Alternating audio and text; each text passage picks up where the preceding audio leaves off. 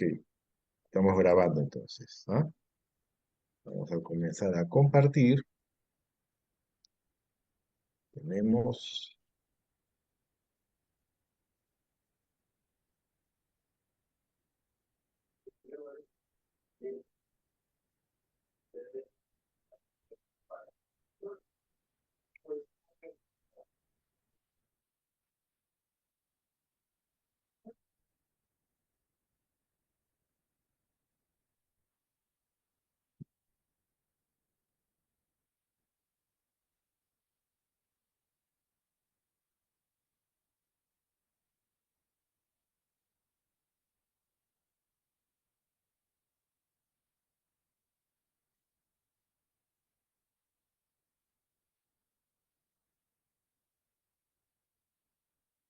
He compartido el material en PowerPoint sobre biología criminal contemporánea. Eso vamos a verlo en unos momentos. Después, un tema muy importante, que también algo de eso hemos conversado anteriormente, justamente es la exposición sobre psiquiatría criminal, ¿no?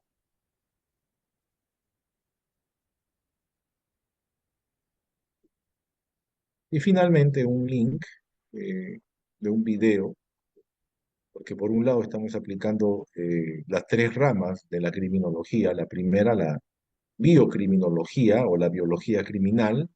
La segunda, la psicología y psiquiatría criminal. Y la tercera, que es la más importante porque es la más concurrente, es justamente la sociología criminal con un video relacionado a la teoría de la estupidez, que está relacionada a la sociología criminal. Así que todo esto lo estoy compartiendo en el chat del Zoom. Eso mismo también se compartió ya hace algunos minutos en el WhatsApp del grupo E7. ¿Me confirman si recibieron el material, por favor? ¿Sí?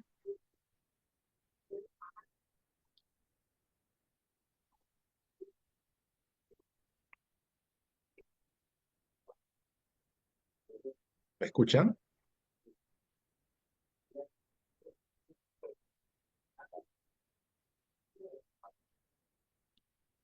Doctor, hay una interferencia en la línea, parece. Le agradecería si lo comparten en el WhatsApp, Ya, lo he doctor compartido en el Máximo WhatsApp Castro. también. Muchas gracias, doctor Máximo Castro. De todas maneras, para que no haya interferencia, eh, Muy voy a amable, poner, doctor, muy amable. voy a salir de mi video, ¿ya? Para que haya mejor señal. Perfecto. Ahora sí, esperemos que todo esté mejor. Bueno, entonces entraremos con, a ver, un momentito. A ver, un momento, por favor.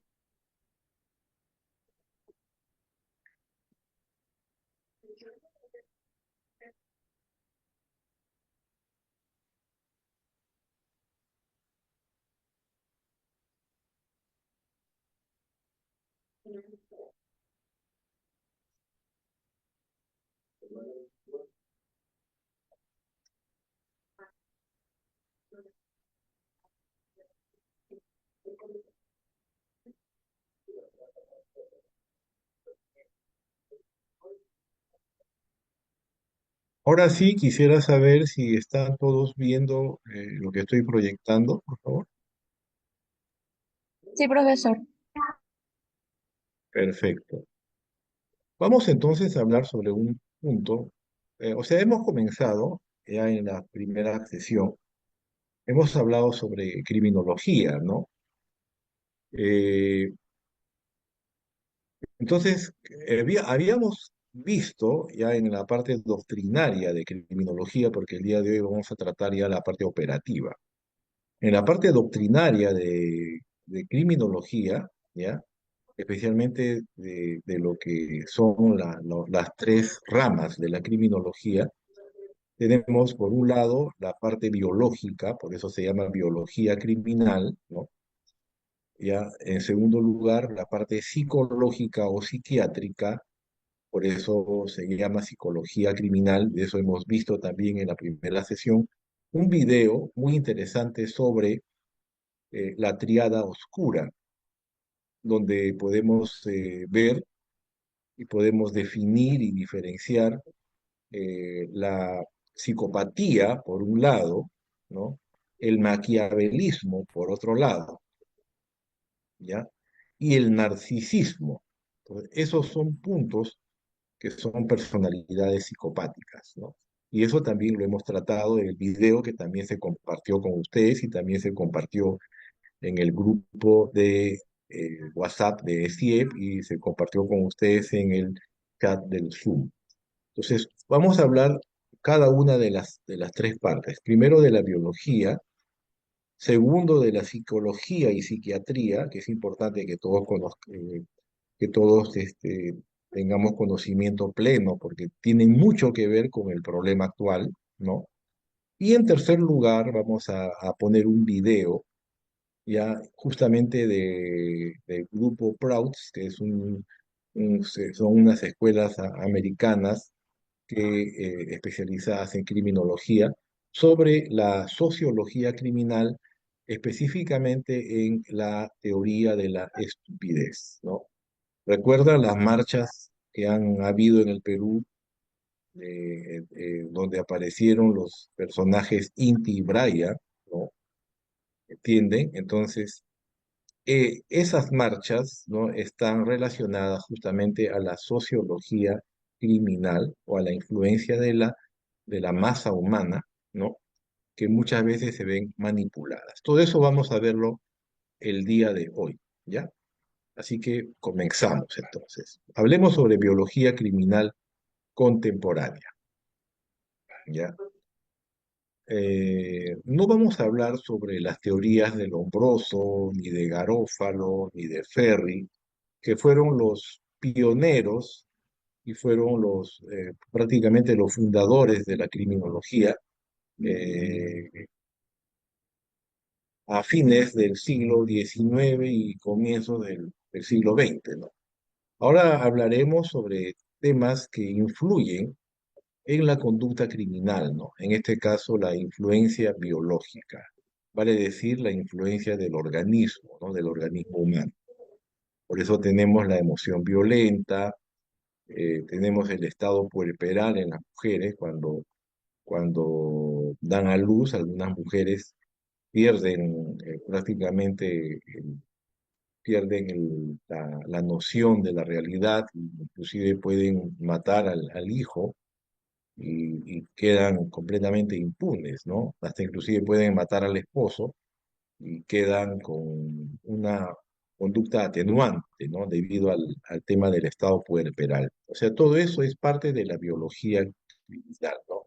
El tema de la menopausia en las mujeres, el problema de la andropausia o la edad crítica de los varones, ¿no?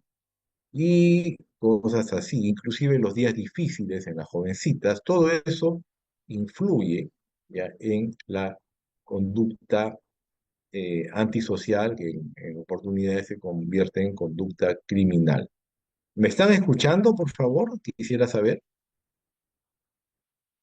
¿Sí? Sí, profesor. Ya, ok, gracias. Ya, entonces yo estoy con el video apagado justamente para que no haya interferencias y para que haya una mejor señal, ¿ya? Por eso es que he apagado mi video, para que haya una mejor señal en la exposición propia en formato PowerPoint y también en el pequeño video que se les va a proyectar al final. Tenemos en primer lugar entonces la moderna neurofisiología, ¿no? Con el descubrimiento del electroencefalograma, que sucedió ya en el siglo XX, ya pasado la mitad del siglo XX, que permite el registro de la actividad eléctrica del cerebro, ¿no? Hoy en día todo esto pues también aplican la tomografía, la resonancia magnética, ¿no? pero en este caso es el registro de actividad eléctrica del cerebro, ¿no? No es el registro de algún tumor o de repente alguna lesión, ¿no? Entonces, esto permite una serie de investigaciones científicas que van a demostrar una correlación entre disfunciones cerebrales, ¿no? Y la conducta criminal.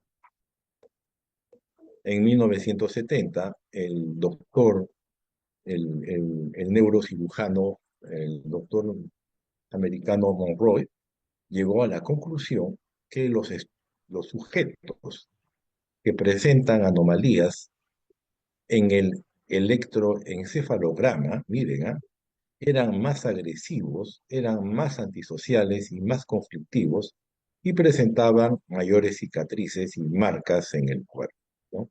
Había una relación directa entre quienes tenían mayor actividad o un electroencefalograma mucho más intenso, mucho más movido, ¿no? Lo que conocemos como los hiperactivos, ¿no? A eso se refiere. ¿Mm? Esto también está muy relacionado a, a el polígrafo, ¿no? El polígrafo para el conocimiento de la verdad, ¿no? Entonces, todo eso está relacionado justamente a las ondas cerebrales y ondas cardíacas. Tenemos también como clasificación de las disfunciones cerebrales, porque estamos hablando de biología criminal, la disfunción cerebral mínima, donde tenemos la anomalía de la estructura cerebral asociado a comportamientos antisociales, como yo les comentaba, de hiperactividad, agresividad, reacciones explosivas, que explican los malos tratos al cónyuge, malos tratos a los hijos, abusos sexuales, suicidios en muchos casos, ¿no? Y también homicidios, ¿no? Está relacionado justamente esta hiperactividad, el ser fosforito, el ser muy eléctrico, el ser muy explosivo, con justamente los comportamientos antisociales, ¿no? Desde el punto de vista clínico. También tenemos anomalías electroencefalográficas, ¿no? Aquí investigaciones demuestran la relación entre anomalías electroencefalográficas y comportamientos delictivos, ¿no? Especialmente comportamientos violentos, ¿ya? Aquí se asocian las ondas cerebrales lentas y bilaterales a comportamientos hostiles, irritables e impulsivos, ¿no? Así que nosotros de repente pensábamos que en este cuadrito lo que era normal era el beta, ¿no? Porque es el más, son los movimientos más intensos y están prácticamente eh, más tupidos, si se le puede llamar así, ¿no? Entre estos movimientos, pero no. Los más violentos, los más peligrosos son justamente los movimientos cerebrales lentos, ¿no? Lo que está con la nomenclatura delta. Otras disfunciones cerebrales también, ¿no? Que afectan el comportamiento, ojo, tenemos, por ejemplo, los tumores, ¿no? Los tumores se producen cuando alguien recibió un golpe fuerte en la cabeza y no se hizo tratar, ¿no? Y eso aparece después, lamentablemente, de muchos años, ¿no? ¿Ya? Entonces, los tumores, por eso es bueno sacarse una resonancia magnética, una resonancia cerebral, perdón, una tomografía, ¿no? Entonces, los tumores, shocks traumáticos, ¿no? Acontecimientos, por ejemplo, la pérdida de un familiar, ¿no? En manos de la delincuencia, eso debe causar un tremendo shock traumático que maten a su esposa o a su esposo, ¿no? Eh, en su delante, ¿no? O que muera en sus brazos, ¿no? Determinadas dolencias y patologías del sistema nervioso central, por ejemplo, arteriosclerosis cerebral, o sea, cuando tenemos las grasitas, ¿no? Pequeños, pequeñas células de grasa en el cerebro, epilepsia, demencia senil, etcétera.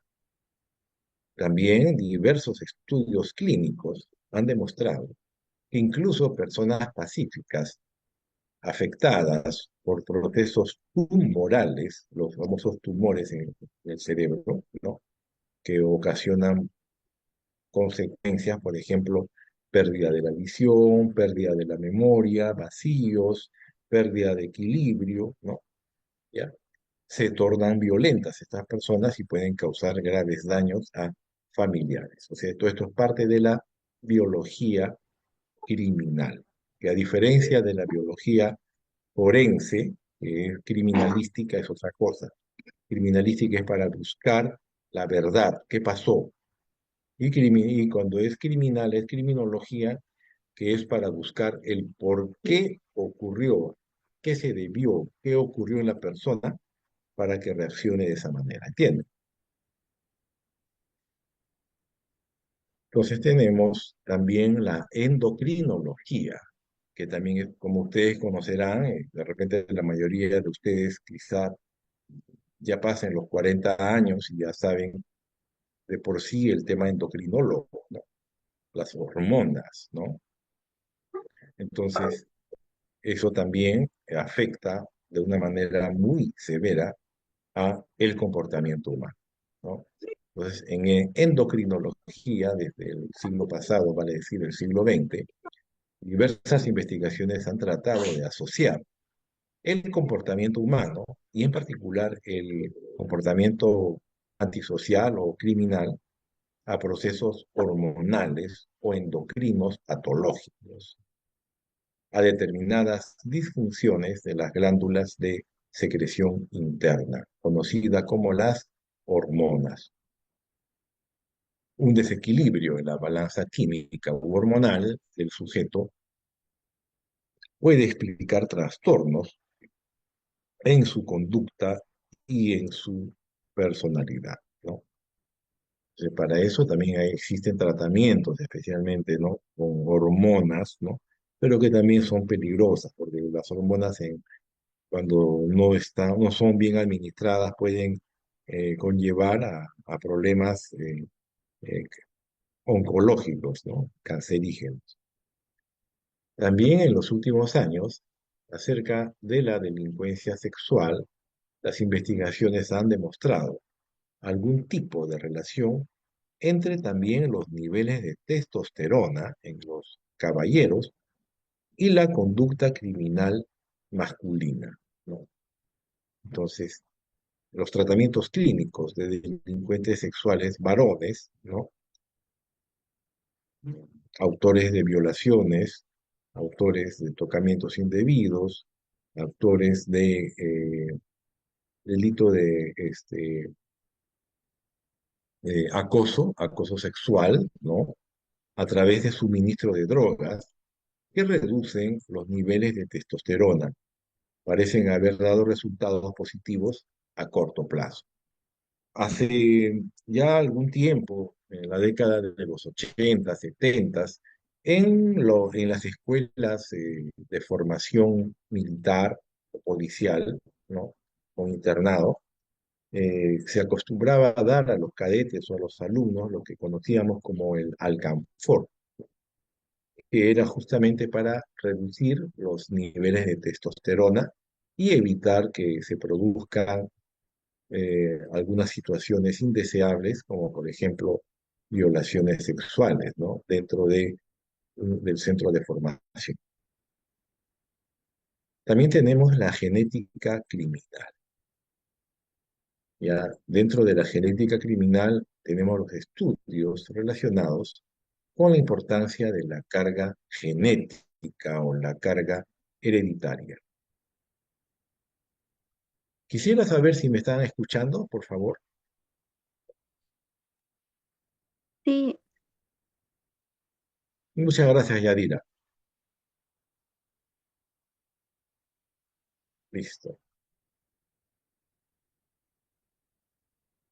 Entonces, dentro de la genética criminal tenemos estudios relacionados con la importancia de la carga hereditaria, ¿no? Tenemos las familias criminales, ¿no? El investigador, el doctor alemán Lund, observó que la proporción de delincuentes condenados por delitos graves, por crímenes, era mayor entre aquellos cuyos padres también fueron delincuentes, ¿no? Pero más que todo esto se va por el lado sociológico, ¿no? También estudios de adopción. Esto sí es ya más por el tema biológico, ¿no? Esta técnica consiste en el seguimiento de la conducta de criminales y no criminales, pero que sean hijos adoptivos, ¿no? No que sean hijos biológicos, y en su relación con los padres biológicos y adoptivos, según sean estos últimos delincuentes o no delincuentes, ¿no? Entonces, así sea eh, hijo adoptivo, pero de un padre que haya sido o que sea delincuente, criminal, ¿no? Entonces siempre estos estudios indican de que siempre existe una relación. Asimismo, el criminólogo alemán Kantner concluyó que los hijos biológicos de criminales delinquen con mayor frecuencia que los hijos adoptados por los mismos, ¿no? Hubieron estudios en ese sentido. Los famosos médicos americanos, Hutchings y Medney, en 1947 realizaron un estudio de adopción más valioso, ¿no? Y fueron mucho más allá que Kastner, ¿no?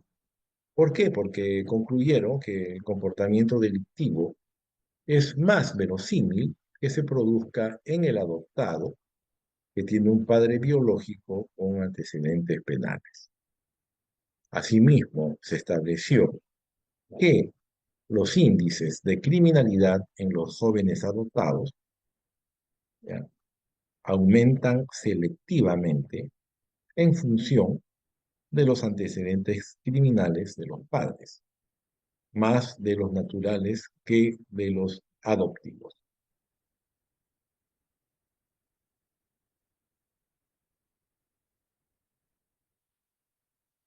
También tenemos las malformaciones cromosómicas, ¿no? Esta hipótesis de ciertas malformaciones cariotípicas o cromosómicas determinarían el comportamiento humano y también el comportamiento criminal.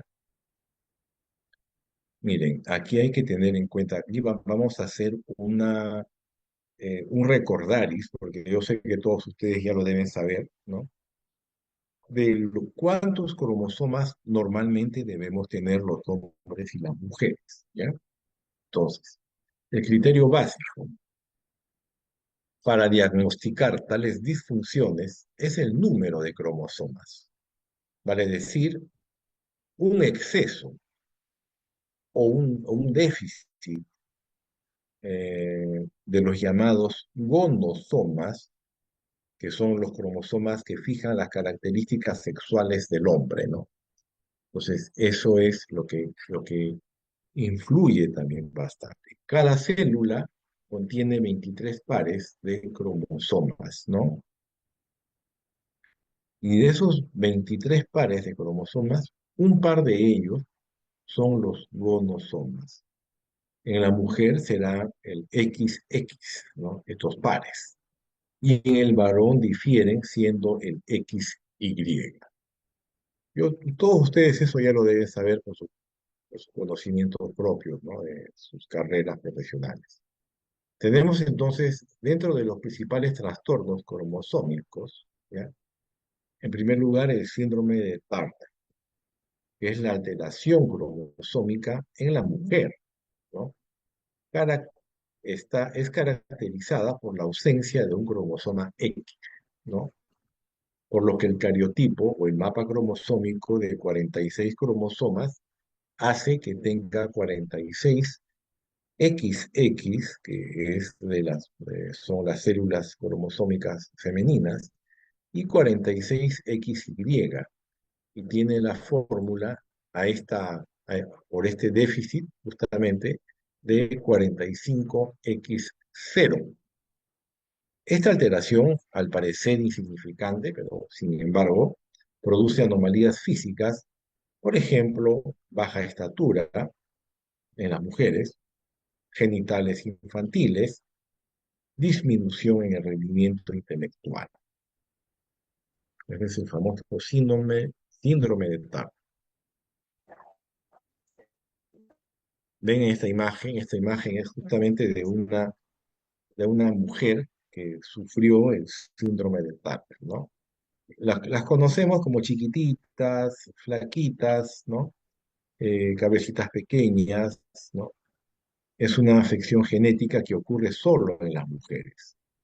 Las células de las mujeres normalmente tienen dos cromosomas X, pero en el síndrome de Turner, a las células de las niñas le falta un cromosoma X o parte de un cromosoma X, que justamente es el cromosoma femenino, y por eso es que no tienen muchos rasgos femeninos, ¿no? O sea, tienen unos rasgos prácticamente neutrales, o si se le puede llamar así. Acá tenemos también otra imagen sobre el síndrome de Turner, ¿no? Implantación baja del cabello, acá algunas señales, cara de esfinge, la cara es bastante siempre dura, ¿no? Un rostro, una facie bastante dura, eh, imperturbable, boca de carpa, siempre la boca de carpa, siempre boca para abajo, ¿no? A eso le llaman boca de carpa, ya, como que estuviera triste siempre, cuello al lado, que significa como en la fotografía que hemos visto acá, el cuello al lado, ¿lo ven? Así también ahí también se puede ver algo de eso. Estenosis aórtica dentro del corazón, ¿ya? Tórax ancho y mamilas hipoplásicas, o sea, cuando es hipo, ya saben, es poco, y cuando es hiper, es mucho, ¿ya? Ausencia de caracteres sexuales secundarios, cúbito valgo, cintillas gonadales, amenorrea primaria, acortamiento del cuarto dedo metacarpiano, el nebus pigmentarios en las piernas, ¿ya? En los pies aparece el linfedema y uñas hiperconvexas o displásicas, esas uñas que parecen garras, ¿no? ¿Entiende? Entonces, esos son algunas señales del síndrome de Turner. Aquí algunas fotografías reales, inclusive fotografías de personas que han sufrido esta enfermedad en su vejez, ¿no? O sea, que han sufrido esta enfermedad y la fotografía ya en el término, bueno, en sus años avanzados. Tenemos también el síndrome de triple X, ¿no? El síndrome de triple X, un cromosoma X en exceso en una mujer, o sea, es lo que conocemos como la superhembra, ¿no? Da lugar al síndrome llamado la superhembra. Por su cariotipo tiene una célula más. No son 46, serán 47XXX. Y se caracteriza por ser sexualmente infantiles, sufrir de amenorreicas que no menstruan, retraso mental raro, tienen una probabilidad muy alta de tener problemas en el lenguaje y en el habla que pueden causar retrasos en las habilidades sociales y en el aprendizaje. Y fíjese, este es un dato muy interesante. En el caso de las superhembras que conocemos, el síndrome triple X, el 75% de las mujeres que tienen este síndrome de 47XXX, ¿ya? Son fértiles, o sea, y un 25% van a ser infértiles. O sea, es una cantidad alta de infertilidad. Tenemos acá características del síndrome de la superhembra, por ejemplo, la aparición de los síntomas pueden ser en la infancia de las niñas, ¿no? Y los principales síntomas se presentan como un tono muscular muy bajo, pliegues en el párpado superior, retraso en el sistema motor y en el lenguaje, déficit cognitivo que presenta problemas con el aprendizaje, dificultades de conductas y también dificultades emocionales, insuficiencia renal, esto es muy importante saberlo, anomalías en el sistema reproductor, por esa razón el 25% son infértiles, bajo índice de fertilidad y las mujeres con el síndrome de triple X van a presentar una mayor altura que las mujeres de la misma familia. Siempre van a ser, como son superhembras, siempre van a ser mujeres más altas, mucho más fuertes, ¿no? ¿Me entiende? Entonces, pero no necesariamente vamos a confundirlo como belleza, ¿no? Sino ya es una belleza grotesca, ¿no?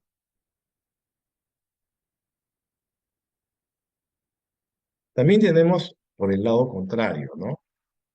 El síndrome de Klinefelter, ¿no?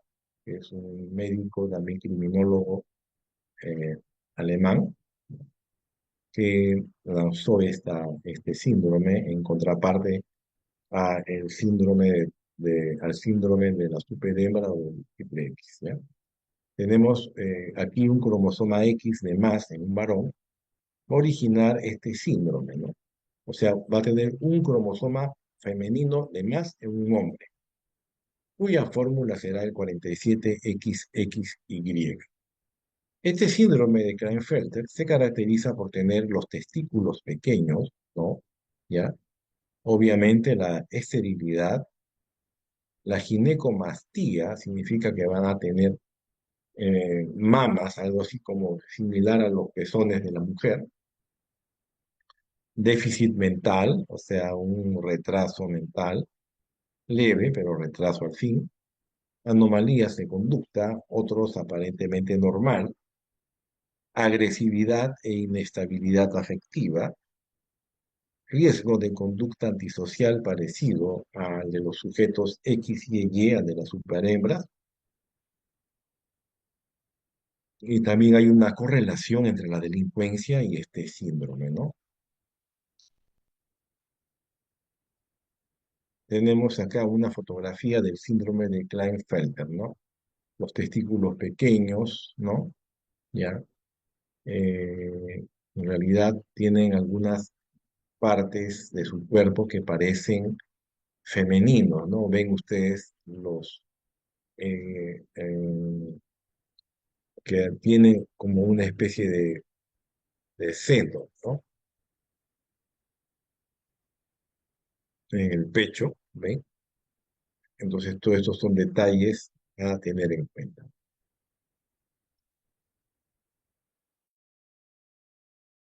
Del Y, que viene a ser el supermacho, ¿ya? Aquí tenemos que la alteración cromosómica en varones que tienen un cromosoma Y de más, cuya fórmula es el 47XYY, ¿no? Conocida como también el síndrome de supermacho.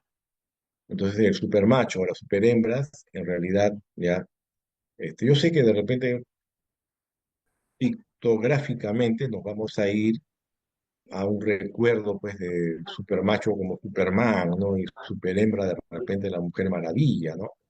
Pero bueno, eso es para la historia, para la ficción, ¿no? Pero en la realidad la situación es mucho más triste, ¿no? No es como en la ficción que todo es bonito. El síndrome del doble X, el supermacho, fue descubierto en 1961 por el médico también alemán, el doctor Sandberg, que trataba de un hombre aparentemente normal, pero que tenía una hija que sufría del síndrome de Turner. Entonces, hay una correlación ya entre los síndromes, como ustedes han podido advertir. ¿Cuáles son las características de los hombres con el síndrome del supermacho o 47XYY. En primer lugar, son mayormente de una estatura alta. Al igual que los anteriores síndromes, van a tener un déficit intelectual límite o inferior. ¿Ya? ¿Entienden? Una inestabilidad emocional, van a tener agresividad y precocidad delincuencial. También se halló sujetos X y Y no delincuentes, ¿no? Pero siempre en el caso del supermacho y la superhembra, tienden a tener conductas más violentas, tienden a ser más fosforito, ¿no? El supermacho es lo que conocemos en el mundo, en el argot criollo, como los chicos malos, ¿no? O, o Johnny Bravo, entonces ese tipo de personas, ¿no? ¿Ya? Y en superhembras también conocemos, pues, mm, los mujerones, pero mujerones que son rudas, ¿no? Que son bastante rudas, que no se ve mucha belleza, sino se ve mucha rudeza. Posteriormente, el doctor Jacobs, el doctor británico Jacobs, ya en 1965, en Escocia, halló correlaciones entre la alteración cromosómica 47XYY y la conducta antisocial, o sea, del supermacho, ¿no? Que se trataba de sujetos con tendencias peligrosas, violentas y antisociales, los conocidos como chicos malos, ¿no? Posteriormente, en el año 1971, el doctor Nielsen eh, nos lanzaba una hipótesis que después fue acertada, que decía que cuanto mayor sea el cromosoma Y de una persona, que es el cromosoma masculino, ¿no? ¿Ya? Mayor es la probabilidad de que cometa un delito violento. Hay un caso clásico, un caso real, esto no solamente son teorías, ¿no?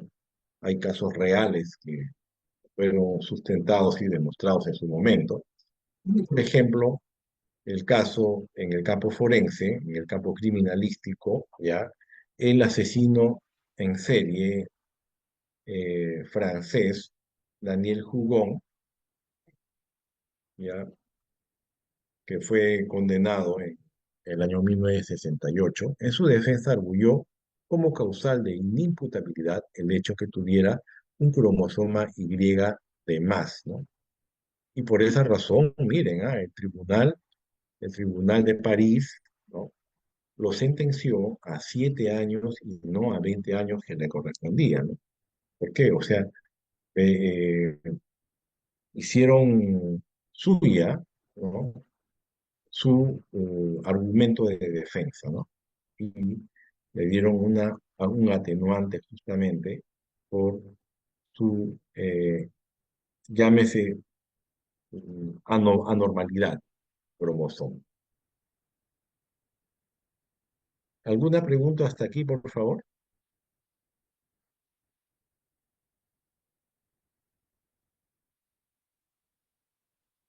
¿Alguna pregunta, alguna inquietud, por favor? ¿Me dice?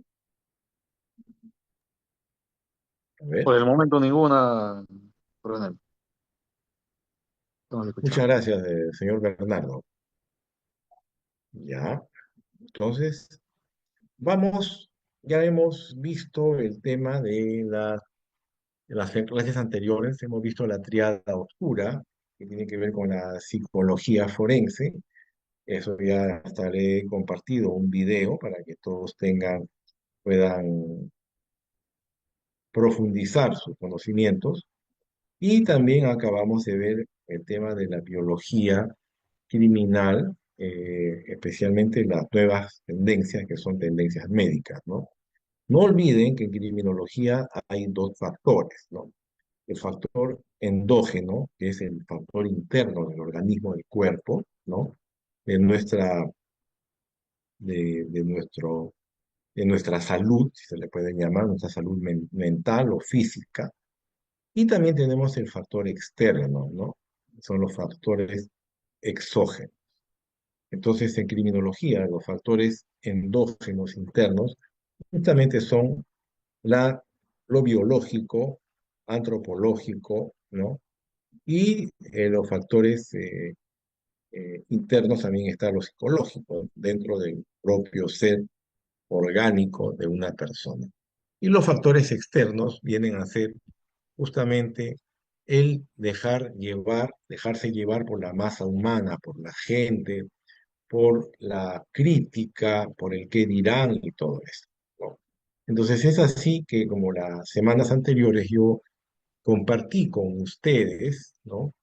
Un video relacionado a la tríada oscura de las conductas criminales, especialmente las psicopatías, ¿no? Eh, el- Todo lo que es las conductas maquiavélicas o narcisistas. Vamos a compartir ahora un video relacionada a la teoría de la estupidez, que estamos hablando aquí ya de sociología criminal. Vamos a continuar con él.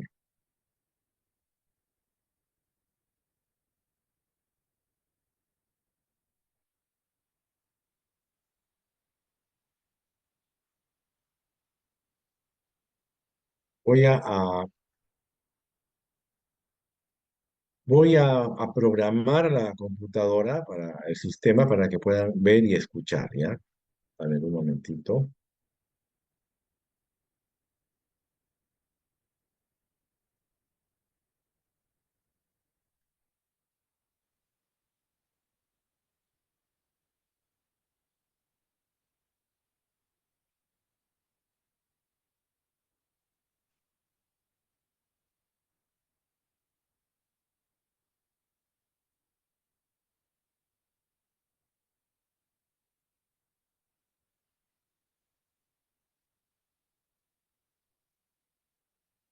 Muy bien.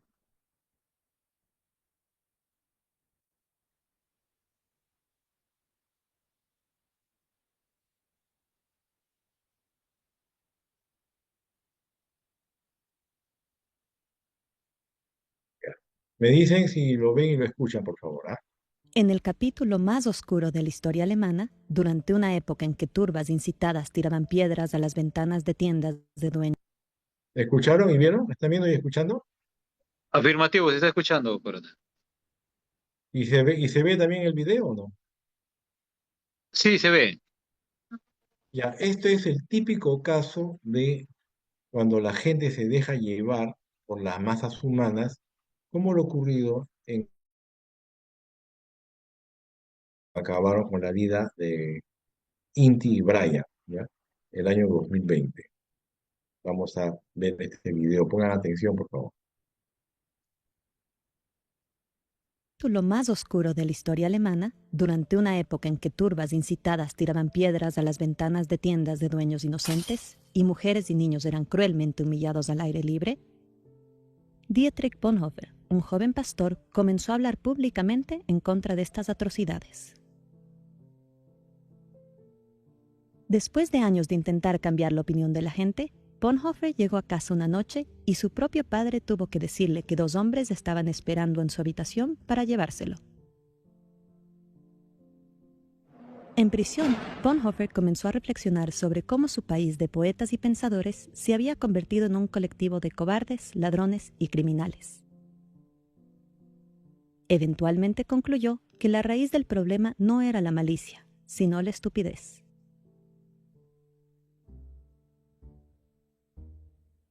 En sus famosas cartas desde la prisión, Bonhoeffer argumentaba que la estupidez es un enemigo del bien más peligroso que la malicia.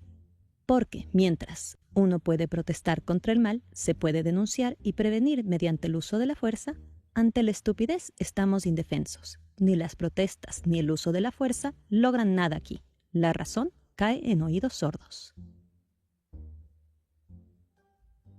Los hechos que contradicen el prejuicio de una persona estúpida simplemente no necesitan ser creídos y, cuando son irrefutables, simplemente se dejan de lado como intrascendentes. como incidentales. En todo esto, la persona estúpida está satisfecha de sí misma y, al irritarse fácilmente, se vuelve peligrosa al lanzarse al ataque.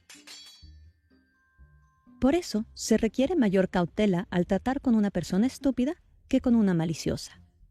Si queremos saber cómo sacar lo mejor de la estupidez, debemos tratar de comprender su naturaleza. Esto es cierto. La estupidez, en esencia, no es un defecto intelectual, sino moral. Hay seres humanos que son notablemente ágiles intelectualmente, pero estúpidos. Y otros que son intelectualmente aburridos, pero todo menos estúpidos. La impresión que se tiene no es tanto de que la estupidez sea un defecto congénito, sino de que, en ciertas circunstancias, las personas se vuelven estúpidas o, mejor dicho, permiten que esto les suceda. Las personas que viven en soledad manifiestan este defecto con menos frecuencia que los individuos en grupo. Y, así parecería, que la estupidez es quizá menos un problema psicológico que sociológico. Se hace evidente que todo fuerte ascenso del poder, ya sea de carácter político o religioso, infecta de estupidez a gran parte de la humanidad. Casi como si se tratara de una ley sociológica psicológica, donde el poder de uno necesita la estupidez del otro. El proceso en juego aquí no es que las capacidades humanas particulares, como el intelecto, fallen repentinamente. En cambio, parece que bajo el impacto abrumador del poder en ascenso, los humanos se ven privados de su independencia interior y, más o menos conscientemente, renuncian a una posición autónoma. El hecho de que la persona estúpida sea a menudo testaruda no debe ocultarnos el hecho de que no es independiente. Al conversar con él, uno siente virtualmente que no está tratando en absoluto con él como persona, sino con eslóganes, consignas y cosas por el estilo que se han apoderado de él. Está bajo un hechizo, cegado, maltratado y abusado en su propio ser. Habiéndose convertido así en una herramienta sin sentido, la persona estúpida también será capaz de cualquier mal, incapaz de ver que es malo. Solo un acto de liberación, no de instrucción, puede vencer la estupidez. Aquí debemos aceptar el hecho de que, en la mayoría de los casos, una liberación interna genuina se vuelve posible solo cuando le ha precedido una liberación externa. Hasta entonces, debemos abandonar todo intento de convencer a la persona estúpida. Bonhoeffer murió debido a su participación en un complot contra Adolfo Hitler en la madrugada del 9 de abril de 1945, en el campo de concentración de Flossenbürg, solo 2 semanas antes de que los soldados de Estados Unidos liberaran el campo. La acción no brota del pensamiento, sino de la disposición a la responsabilidad. La prueba definitiva de una sociedad moral es el tipo de mundo que deja a sus hijos.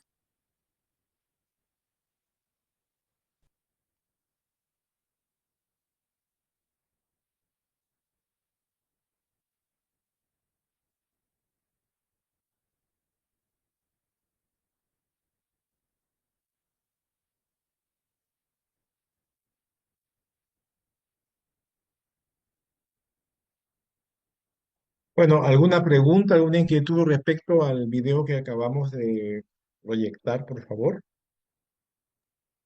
Hola, buenas noches. ¿Cuál es el título del video para poder buscarlo? Ya, a ver, eso yo lo he compartido, está en el chat del Zoom. No, no sé Es qué es la el título. la teoría de la estupidez de... A ver, un momentito.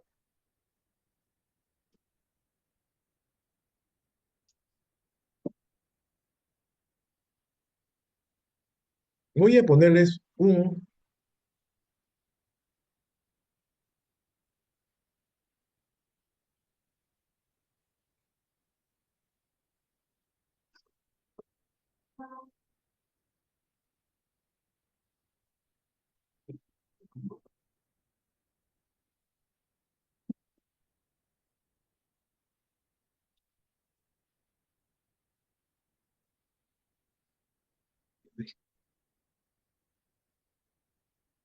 La A ver, un teoría. momentito, por favor.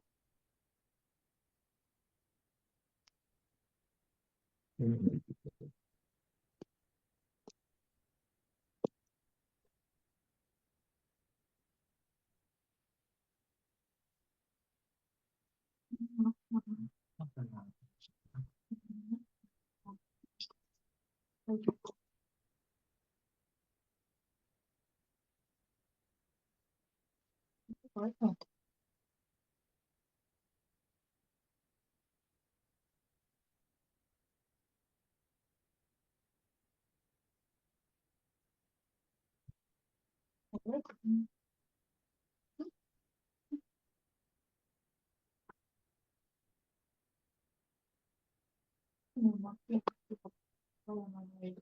Ya, a ver, un momentito. Sobre esto, yo voy a explicarles con una exposición,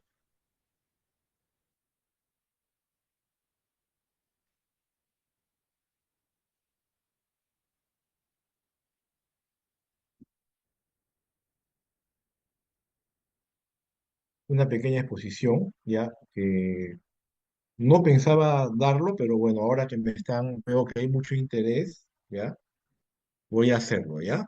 A ver, un momentito. Entonces voy a dar un plus.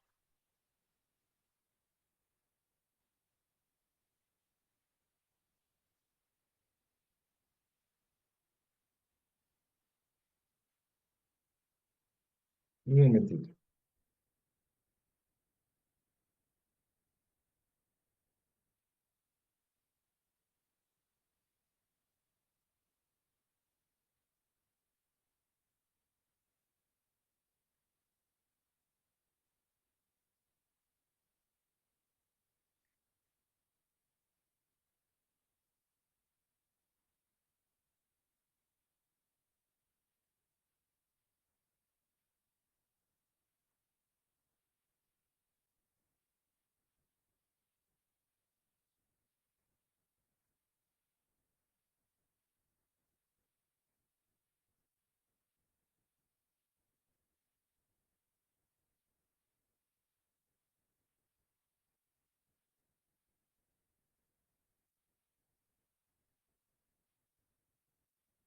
Vamos a poner una pequeña exposición sobre lo que acaba de ver para explicarles mejor este tema, ¿ya? Un momentito.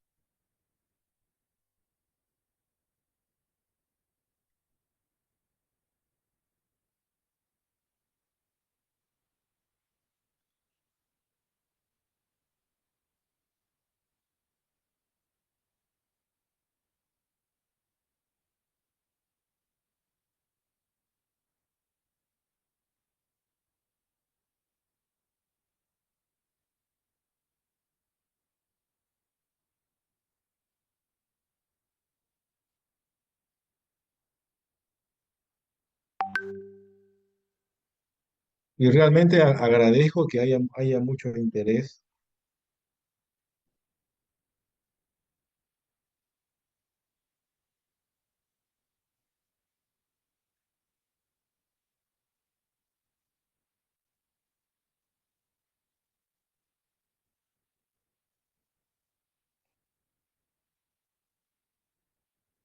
en el caso, ¿ya? Entonces, vamos a poner este video. ¿Están viendo lo que está en pantalla?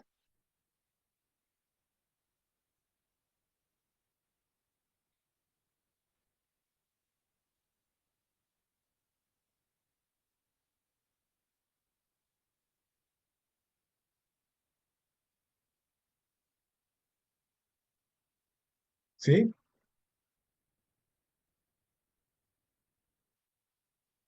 Sí se ve en la pantalla.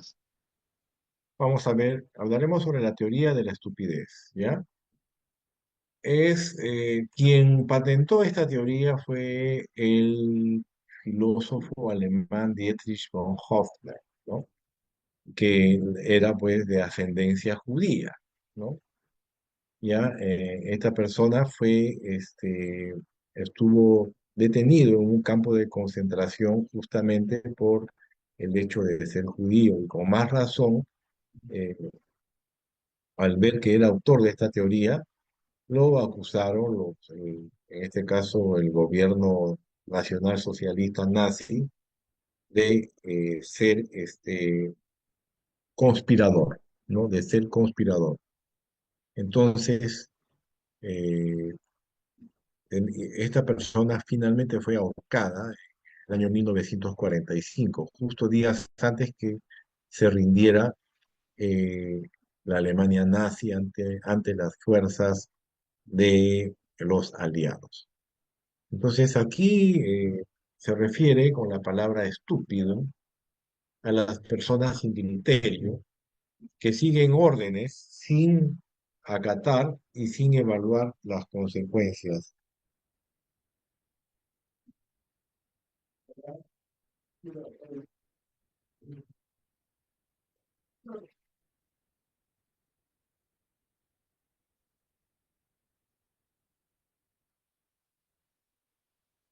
Entonces, argumentaba en sus cartas que contra el mal puede protestarse, ¿no? Los pueblos se alían contra él, ¿no? Sin embargo, contra la estupidez no existe nada que se pueda hacer, ¿no?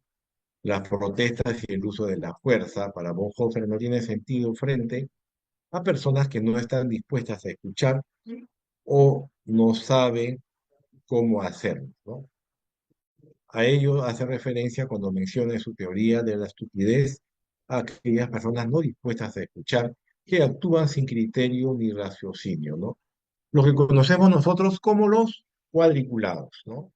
Lo que conocemos nosotros como los que no escuchan razones, ¿no? Lo que conocemos nosotros como a quien hay que ni siquiera enseñándoles con manzanitas van a aprender. Gracias.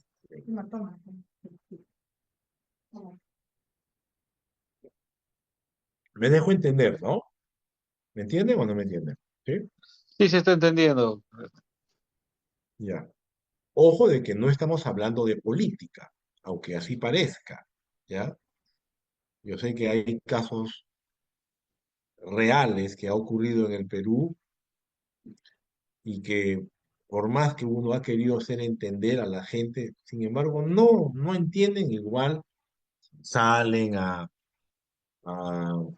hacer desmanes, a hacer marchas, protestas,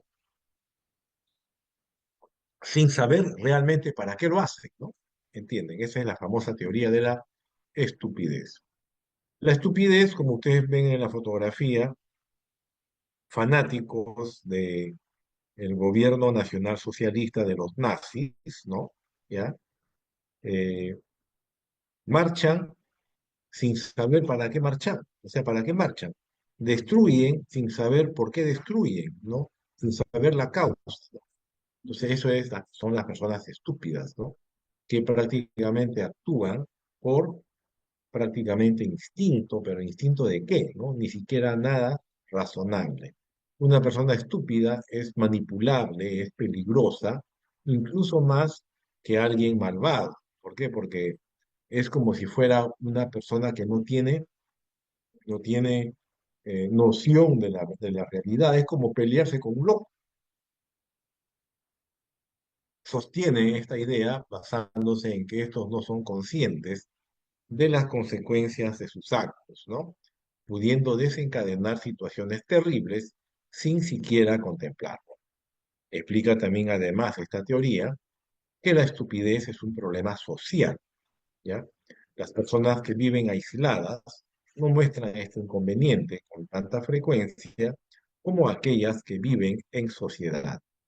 Además, pareciera que existe una especie de contagio cuando en un grupo alguien estúpido manifiesta sus ideas llevando al resto de los integrantes por el mismo camino.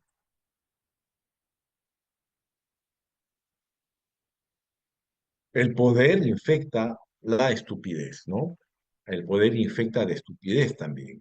El poder infecta, esto explicaría lo sucedido con el nazismo, con Adolfo Hitler.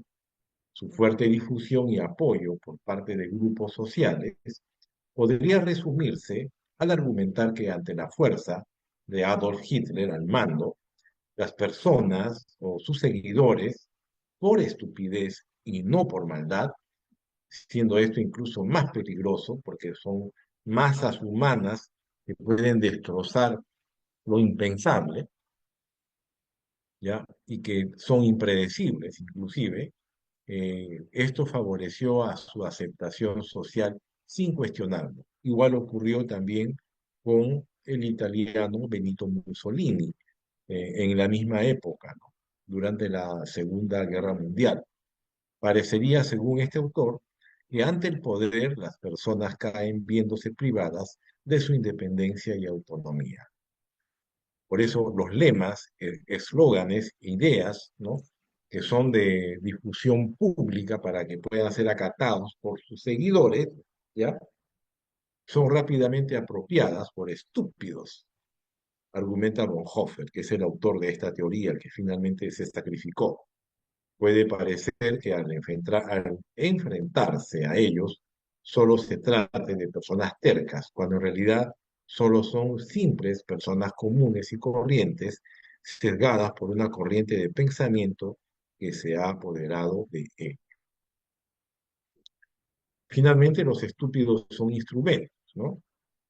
Pues se vuelven herramientas, títeres, ejecutores de las ideas del autor mediático, perdón, del autor mediato o el autor intelectual, ¿no? Que son los que los manejan como si estuvieran manejando a simples marionetas, y por ello son peligrosos por su falta de dimensión y de visión de la realidad. Bonhoeffer sostuvo que solo un acto de liberación que comience a difundirse en sociedad podría remover la estupidez y destapar los ojos de una persona que no puede ver la realidad. Mientras esto no suceda, el estúpido permanecerá hipnotizado bajo el régimen que lo aprisiona. Esta teoría fue de mucha importancia no solamente para la sociología criminal, sino también para la psicología social, que es una mezcla de sociología con psicología. Pues concluye que la estupidez es mucho más peligrosa que la maldad, porque prácticamente estamos hablando de la masa humana que puede causar muchos, pero mucho daño. Quedó clara la explicación, estimado coleguita, doctor Bernardo. Sí, está claro, pero a veces se ve comúnmente acá en nuestro medio. No, Claro, no desde eso ahora, se sino ve, desde muchos años atrás se ve ese caso. así es, ¿no? Tenemos pues gobiernos totalitarios que comienzan así, ¿no? No estamos hablando de política, eso es parte de la criminología, ¿no? Dentro de la sociología criminal, ¿ya? También dentro de la teoría de la estupidez podemos ver el caso, por ejemplo, de la muerte del fanático de Alianza Lima, en el estadio de la U, ¿no? Eh, Hubo un caso hace algunos años, ¿no? Entonces, eso también es parte de la sociología criminal, ¿no? De la teoría de la estupidez. Ahora sí, ¿alguna pregunta, por favor? ¿Alguna inquietud? Interesante el tema, Coronel. O sea, sí, bueno, estoy tratando de dar lo mejor de mí para que todos ustedes puedan entenderlo. Ya hemos hablado de sociología criminal, hemos hablado de biología criminal y ahora hablaremos sobre eh, la psiquiatría, la famosa psiquiatría, la que también tiene mucho que ver hoy en día, ¿ya? Un momentito, por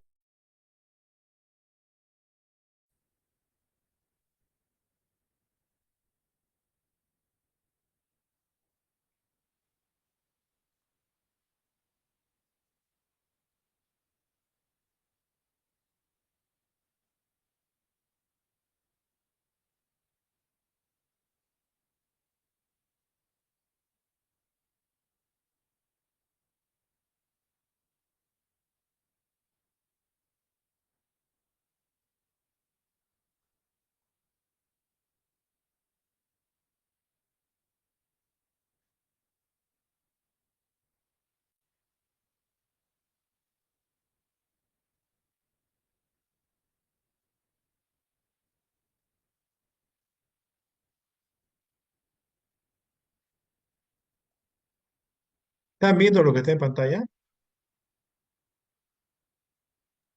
Sí se ve, coronel. Psiquiatría criminal.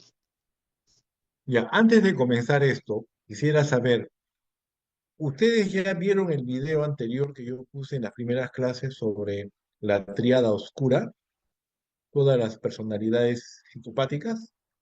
Bueno, ¿Llegaron a verlo o no? esta es mi segunda clase con usted, no, no.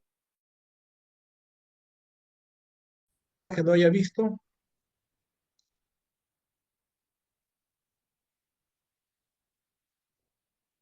Bueno, yo creo No, que es pertinente volver a poner, ¿ya? No, yo sé que toda repetición es una ofensa, pero en este caso, para que vean que lo muy relacionado que está, ¿no? No confundir, por ejemplo, la psicopatía, ¿ya? Eh, con las enfermedades mentales, ¿ya?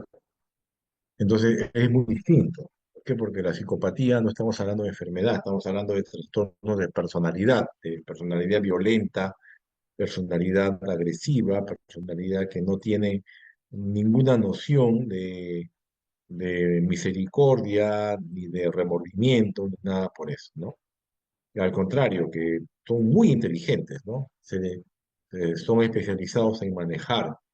Dentro de ellos están justamente lo que manejan esas masas humanas que conllevan a la teoría de la estupidez, ¿no? Entonces, todo eso está muy relacionado y para que entren en contexto antes de esta parte de psiquiatría criminal, vamos a compartir entonces nuevamente el video sobre la triada oscura. ¿Qué me dice la señorita Yadira?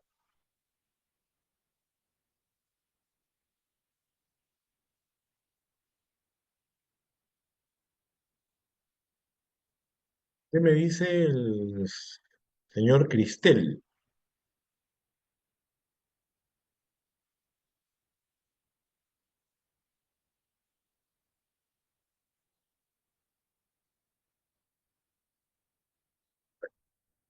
Vamos a continuar entonces, ¿ya? O sea, usted, doctor Bernardo, no llegó a ver el video, ¿no? No, no llego a ver el video, coronel. Ya, a ver, un momentito, ¿ya?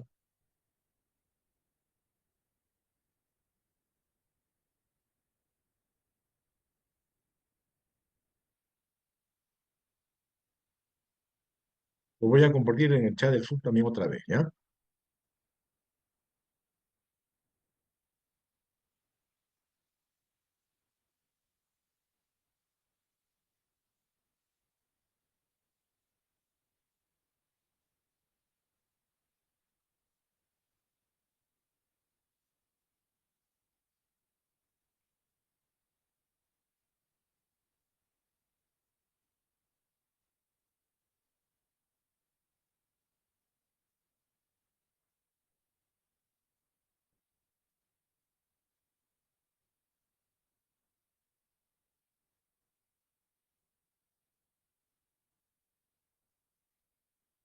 Este video también es el mismo grupo de criminológico Sprouts en español, ¿ya?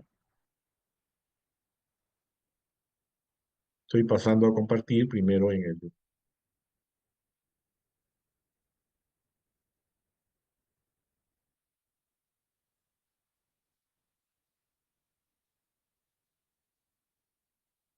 estoy pasando a compartirlo en el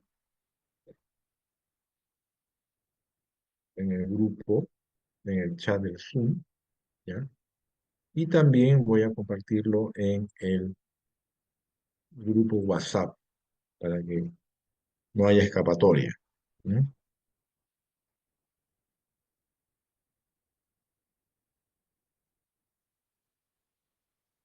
Bien, ahora sí, continuamos.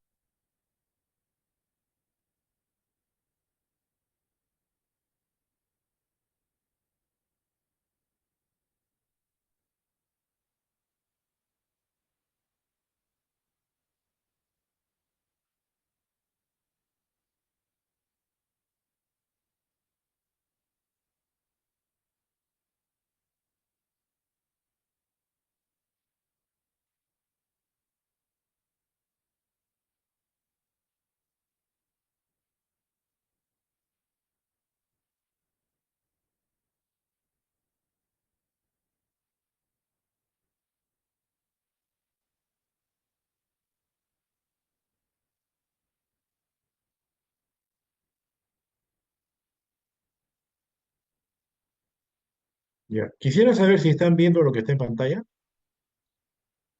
Sí, sí está bien, Alfredo. Psicología. ¿Lo escuchan? ¿Lo escuchan? Sí. A ver, van a escuchar, ¿ya? Ahí. En psicología, la tríada oscura representa 3 rasgos de personalidad: narcisismo, psicopatía y maquiavelismo. Si les preguntáramos a los 3 quién tiene la personalidad más oscura, el narcisista diría yo, el psicópata diría no me importa y el maquiavélico diría es quien yo quiero que sea.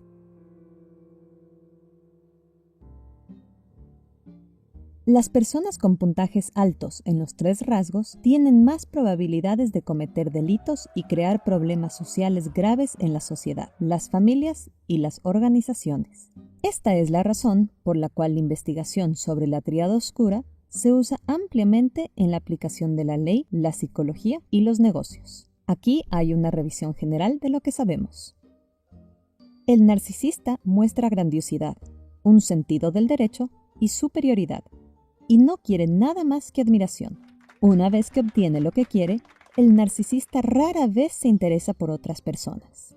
Cuando le importa, es para mejorar su estatus, razón por la cual le gusta mezclarse con otras personas exitosas. Parece que están completamente enamorados de sí mismos, pero en la raíz de sus egos inflados, a menudo hay sentimientos de inferioridad profundamente arraigados. Para proteger su yo construido, nunca pueden admitir que están equivocados, razón por la cual mienten o culpan a los demás. Los maquiavélicos carecen de principios, son fríos y tienen una visión cínica de los demás seres humanos. Les gusta el dinero, el poder y ganar, y utilizan la manipulación para conseguir lo que quieren o explotar a los demás. Si la manipulación no funciona, roban o traicionan. Aquellos en lo alto del espectro creen que es mejor ser temido que ser querido, y ofenden a los demás como una estrategia para controlarlos. Cuando eres un psicópata, te muestras frío y los demás piensan que das miedo. También muestras poco o nada de miedo, actúas impulsivamente y disfrutas de emociones mentales fuertes. Aquellos en lo alto del espectro no forman ningún vínculo emocional. El resultado es una completa falta de compasión. Eso significa que no tienen problema en ser malos. Si sucede algo terrible, a menudo no sienten ningún remordimiento ni culpa. La investigación nos dice que los hombres obtienen puntajes significativamente más altos en los 3 en comparación con las mujeres. Y aunque estas 3 personalidades son empíricamente distintas, se superponen. Clínicamente, tanto el narcisismo como la psicopatía se consideran trastornos mentales, mientras que el maquiavelismo no lo es. Si la naturaleza o la crianza son responsables de estos rasgos, ha sido respondido de alguna manera por estudios de gemelos que muestran que el narcisismo y la psicopatía tienen componentes genéticos sustanciales. El maquiavelismo parece ser menos frecuente en parejas de gemelos. Sin embargo, el medio ambiente también importa. Un psicópata no solo puede transmitir sus genes, sino también influir en un niño al ser un modelo a seguir. Un padre maquiavélico comparte con su hijo no solo material genético, sino que también puede mostrarle todos sus trucos. El hijo de un narcisista no solo obtiene los cromosomas de su padre, sino que quizá también experimenta su perfeccionismo.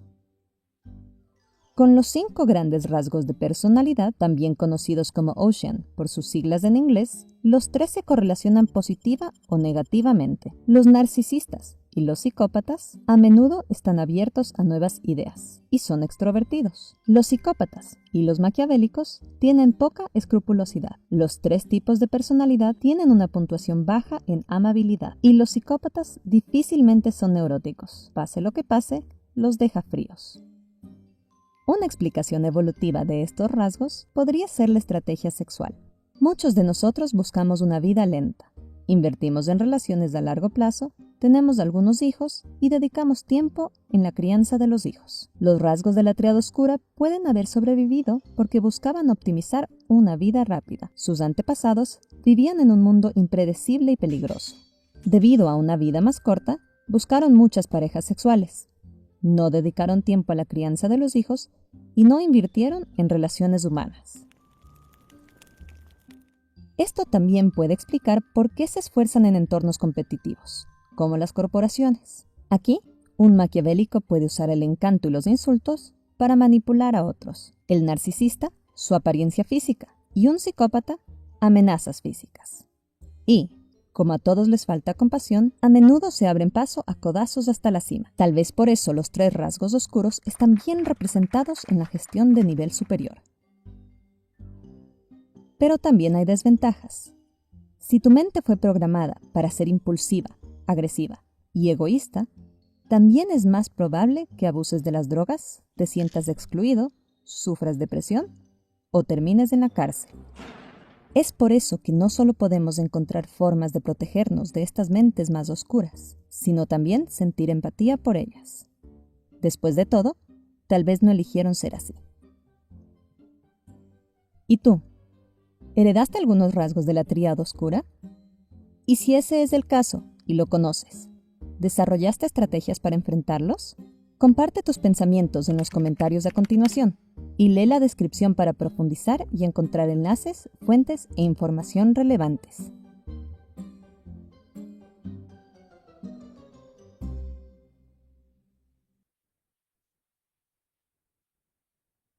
Bueno, ahora sí, creo que ya todos pudieron ver el video y también ha sido compartido en el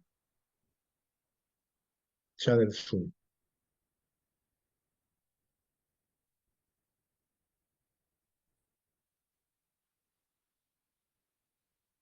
Ahora sí, ¿alguna pregunta, alguna inquietud respecto al video que acabamos de proyectar? Por mi parte, ninguna, coronel. Muy bien.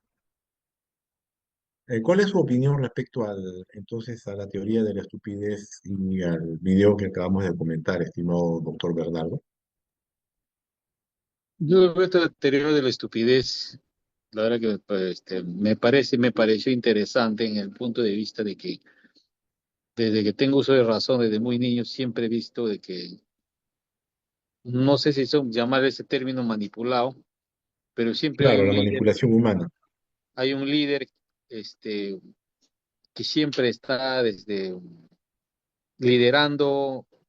Al final no es nada positivo, porque no sé, antes que haya estos movimientos, van apareciendo nuevos movimientos pues con diferente color de camisetas, pues ya antes había el Frenatraca, la Federación de Trabajadores Campesinos, Claro, el y FUTEP, el SUTEP y todo eso, ¿no? entre comillas defendían al campesinado y nunca han defendido al campesinado, siempre han defendido sus intereses, ¿no? Y mucha gente realmente cae en ese juego y como hay gente que pues tiene un interés común, ¿no? Ese es mi comentario al respecto. Claro, lamentablemente es gente que se aprovechan de la debilidad y de la miseria humana, ¿no? Y en vez de eliminar o erradicar esas miserias, al contrario, tratan de incentivar las desigualdades, la lucha de clases, los enfrentamientos, ¿no? Eh, los conflictos, sobre todo, ¿no? Ese es el tema. Bueno, vamos a continuar entonces. Muchas gracias por tu participación. Vamos a continuar ya con esta última parte de la sesión del día de hoy. Un momentito. ¿Alguna otra pregunta? No, ninguno coronel como ahí.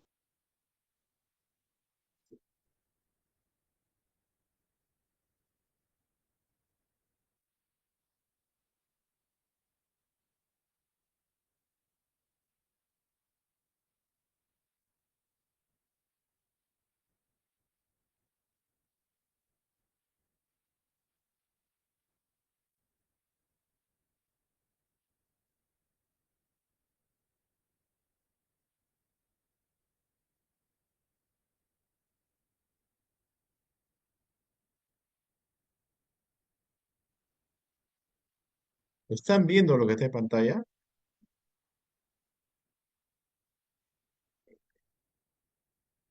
Porque salió un momentito. Mil disculpas. Ya, ahora sí, ponemos pantalla gigante. Ahora sí, ¿están viendo lo que está en pantalla? Sí, profesor. Muy bien, gracias. Voy a salir de mi video para que haya mejor conectividad.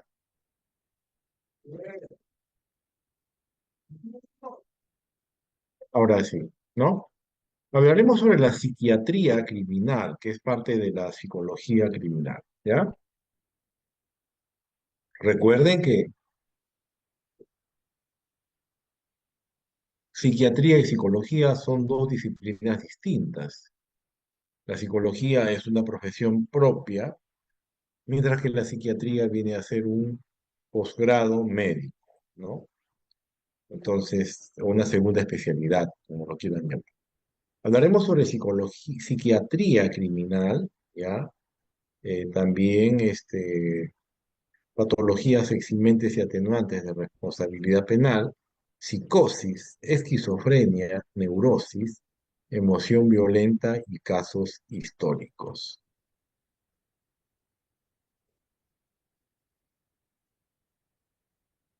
¿Por qué es importante la psiquiatría criminal, no? Porque porque en el Código Penal tenemos el artículo 20, ¿no? Donde se regulan las causas eximentes y también atenuantes de responsabilidad criminal, ¿no? O sea, cuando no se da todos los requisitos perfectos, o sea, cuando es imperfecto, se convierte en atenuante, ¿no? Entonces, las causas eximentes de responsabilidad criminal, vale decir, circunstancias que hacen que o bien un hecho constitutivo de delito o falta no se sancione penalmente, o bien también que al sujeto que realice la acción no se le pueda atribuir la culpabilidad del mismo. Y es por ello que el acto pase a estar justificado. Dentro de este ámbito nos vamos a centrar en el apartado 1 del artículo 20 del Código Penal, el cual hace referencia a las anomalías y alteraciones psíquicas padecidas por el sujeto que realiza el hecho. Quien las padece no puede llegar a comprender la ilicitud del hecho o aun siendo conocedor de este extremo, no puede llevar un comportamiento acorde a ello. Tenemos el marco legal, Código Penal, que nos habla sobre la inimputabilidad. El artículo 20 está exento de responsabilidad penal el que por anomalía psíquica, grave alteración de la conciencia o por sufrir alteraciones en la percepción que afectan gravemente su concepto de la realidad, no posea la facultad de comprender el carácter delictuoso de su acto o para determinarse según esta comprensión.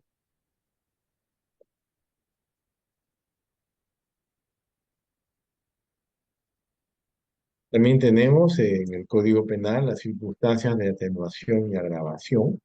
En el artículo 46, circunstancias de atenuación y agravación que constituyen circunstancias de atenuación, ya les dije, siempre que no estén previstas específicamente para sancionar el delito y no sean elementos constitutivos del hecho punible, ¿no? Por ejemplo, el obrar en estado de emoción violenta, ¿no? O de temor excusable, ¿no? Todo eso es parte del Código Penal. También como una circunstancia de atenuación y agravación tenemos la anomalía psíquica sobrevenida, ¿no? ¿Qué significa esto? Que si después de cometido el delito le sobreviene una anomalía psíquica grave al imputado, el juez de la investigación preparatoria o el juez penal colegiado o unipersonal ordenará de oficio o a solicitud de parte la realización de un examen por un perito especializado.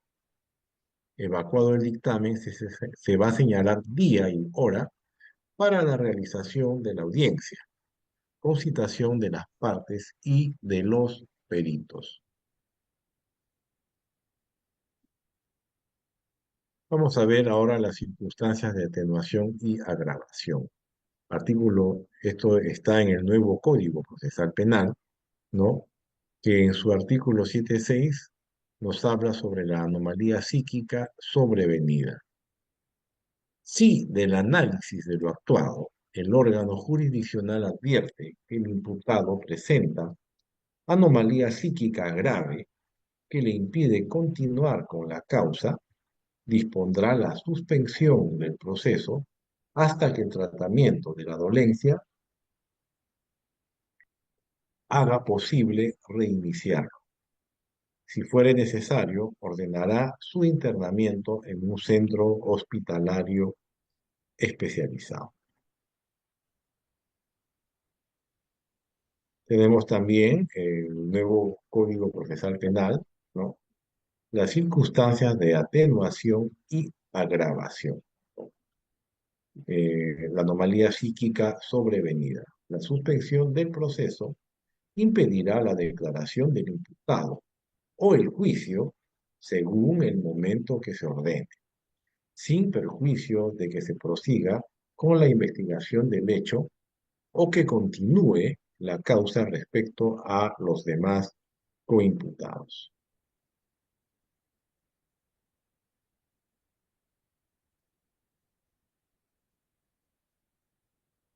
Vamos a hablar sobre el marco teórico. Ya hemos hablado sobre el marco legal, Código Penal, Código Procesal Penal.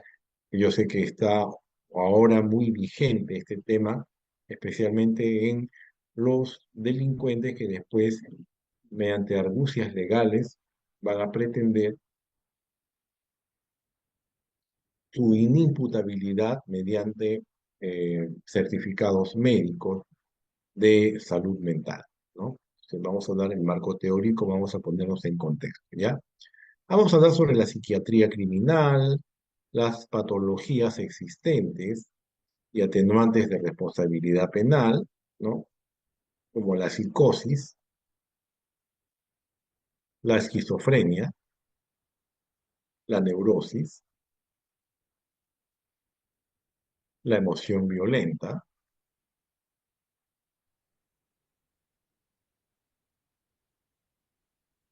y los delitos pasionales. Y algún caso histórico que hemos visto en el Perú, el famoso caso de Luis Banchero Rossi, ¿no? Y un caso reciente de un feminicidio, ¿no? Todo esto vamos a verlo en unos momentos, ¿ya? Entonces vamos a proseguir.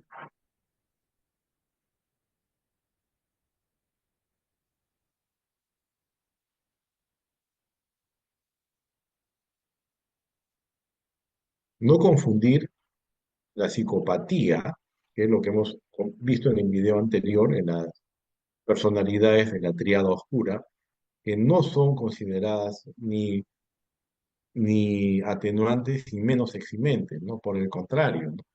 Demuestra la peligrosidad de la personalidad de el sujeto activo, ¿no? Por ser muy inteligente, por ser prácticamente muy manipulador, muy frío, ¿no? Entonces, vamos a hablar acá de las enfermedades que sí son causales de todo lo que es la inimputabilidad o la atenuación de la pena. Tenemos entonces la psiquiatría criminal, que es la psiquiatría forense o psiquiatría criminal, es una subespecialidad de la psiquiatría. Se define como la aplicación de la psiquiatría clínica al derecho, ¿no? Con el objetivo de establecer el estado de las facultades mentales, con el propósito de delimitar el grado de responsabilidad penal y capacidad civil del individuo. ¿Por qué la capacidad civil, dirán ustedes? ¿Qué tiene que ver con la responsabilidad penal? Obviamente la capacidad civil significa que los famosos interdictos que conocemos los abogados, que le quitan toda la potestad de disponer de sus bienes a alguien que ha sido declarado justamente interdicto a consecuencia de una enfermedad mental grave. Su aplicación abarca contextos legales entre los que se incluyen materias penales, materias civiles, materias laborales, materias correccionales, regulatorias y legislativas. En el ámbito penal cumplen un papel específico en la evaluación de la imputabilidad y peligrosidad, que eso tiene mucho que ver con la sanción penal aplicada. En este ámbito también se incluyen las evaluaciones periciales en causas de responsabilidad médica y mala praxis en, por ejemplo, los cirujanos plásticos, ¿no? Veamos ahora las patologías eximentes y atenuantes de responsabilidad penal. Comencemos con la psicosis, ¿no?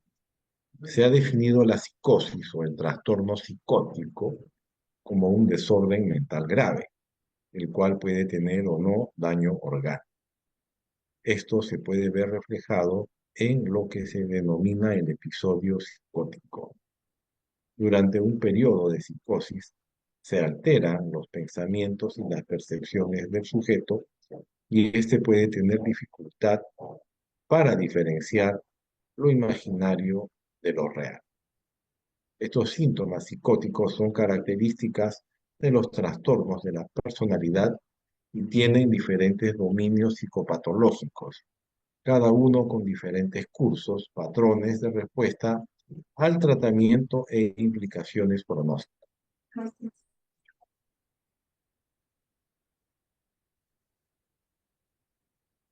En lo que corresponde, prosiguiendo con la psicosis, se desconoce la causa de la psicosis, aunque existen varias teorías y suelen considerarse un síndrome más que una entidad nosológica diferenciada.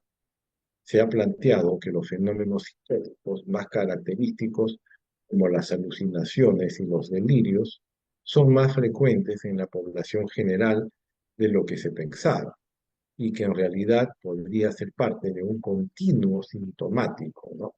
Este último concepto no es aceptado mayoritariamente, ¿no? O sea, lo que significa que existe una cifra negra de personas que sufren de psicosis, ¿no? Que no son tratados o no son declarados médicamente, ¿no? Ante centros médicos, sino que lo tratan de ocultar. Hablando de un tema ya histórico al respecto, hacia finales del siglo XX, con el auge del avance en genética, se ha pretendido buscar una etiología, o sea, una causal de las enfermedades en base a un origen biológico de la psicosis. Ha dado una mayor actividad de la dopamina y de la serotonina, que son justamente lo que conversamos a inicios de clase, factores endocrinológicos, ¿ya?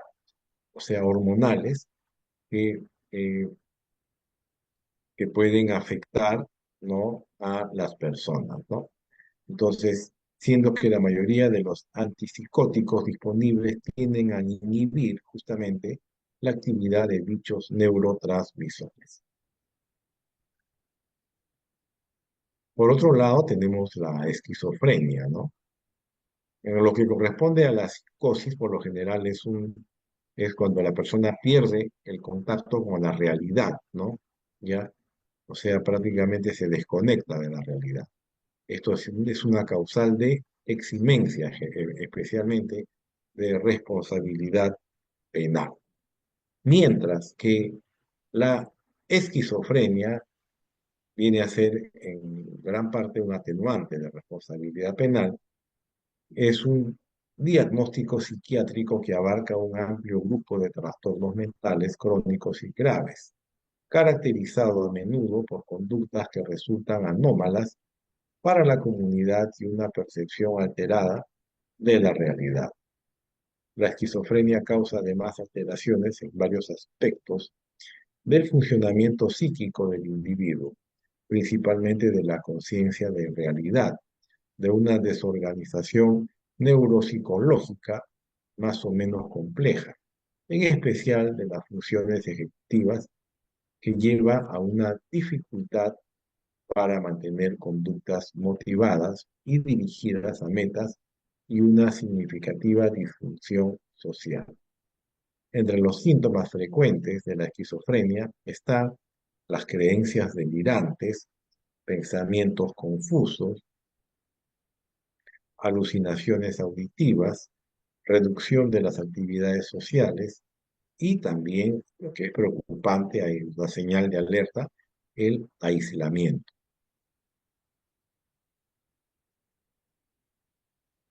Tenemos también como otra patología eximente y atenuante de responsabilidad a la neurosis. En este caso es un atenuante, ¿no? Esta palabrita de neurosis fue propuesto por el médico británico escocés William Cullen hace mucho tiempo, ya en el año 1769, en referencia a los trastornos sensoriales y motores causados por enfermedades del sistema nervioso. En psicología clínica se usa para designar trastornos mentales que distorsionan el pensamiento racional y el funcionamiento social, familiar y laboral adecuado de las personas. El término clásico hace referencia a un trastorno mental sin evidencia de lesión orgánica, que se caracteriza por la presencia de un nivel elevado de angustia y de una hipertrofia disruptiva de los mecanismos compensadores de la misma. Vale decir, pierde los papeles, es la persona que se vuelve irascible, ¿no? La persona neurótica, como le llamamos, que prácticamente patea el tablero, ¿no? Que se hace, eh, no se deja intratable, en pocas palabras. El sujeto, en lo que corresponde a la neurosis, mantiene un adecuado nivel de introspección y conexión con la realidad. Ojo, eso se ve en los neuróticos, pero presenta la necesidad de desarrollar conductas repetitivas y en muchos casos inadaptativas con objeto de disminuir el nivel de estrés, ¿no? O sea, no se deja ayudar, ¿no? Para disminuir el nivel de estrés que está generando y ocasionando a sí mismo. Se hacen daño a sí mismo. La neurosis entonces se trata en realidad de un rasgo caracterial que acompaña al sujeto durante toda su vida, de gravedad muy variable, desde grados leves y controlables hasta situaciones gravemente incapacitantes que pueden llegar a precisar hospitalización. Ojo, la teoría psicoanalítica afirma que la neurosis es una afección psicógena cuyos síntomas cumplen una función simbólica que pretende volver a poner en escena un viejo conflicto infantil, siendo la manifestación neurótica el resultado del compromiso posible entre el deseo y la defensa, ¿no? Siempre están a la defensiva, siempre están pensando que le quieren hacer daño, pensando siempre que, o sea, prácticamente tienen una personalidad paranoide, ¿no? Se le puede llamar así.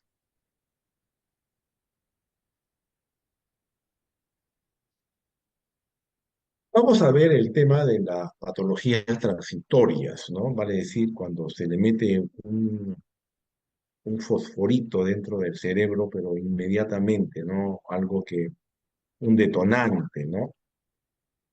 Es lo que conocemos como la emoción violenta, ¿no? Y eso es naturalmente comprensible también, ¿no? Por eso es, al igual que la neurosis y que la esquizofrenia viene a ser atenuantes de responsabilidad penal, ¿no? A diferencia de la psicosis que es eximente porque se este, desconectó de la realidad. Entonces tenemos la emoción violenta, nuestro código penal acoge una forma de homicidio atenuado llamado homicidio emocional, ¿no? Considerando dos casos.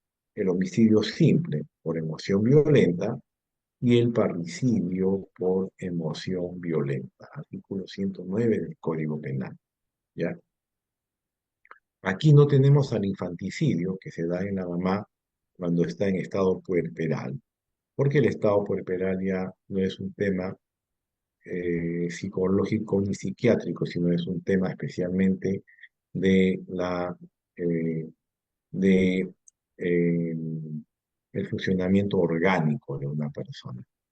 En ambas situaciones, entonces, se exige que las circunstancias la hagan excusable, siguiendo la misma tendencia al Código Penal antiguo de 1924. Sobre este punto, el famoso eh, doctrinario penalista peruano José Hurtado, ¿ya? Interpreta conforme con Dan Balestra, ¿no?